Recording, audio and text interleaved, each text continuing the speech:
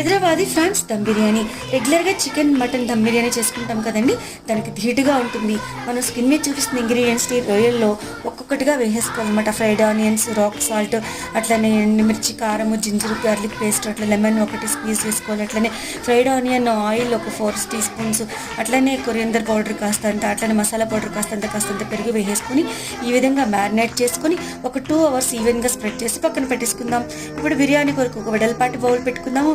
3-4 litres వాటర్ని boil చేసుకుని ఆ బాయిల్ చేసిన వాటర్లో మనం బిర్యానీ ఇంగ్రీడియంట్స్ చూపిస్తున్నాం కదా, వాటన్నిటిని వేసేసుకొని జస్ట్ ఇట్లాగా బాగా మంచిగా మరిగిన తర్వాత ముందుగా మనం బిఫోర్ బాస్మతి రైస్ని కడిగి పెట్టుకున్నానండి.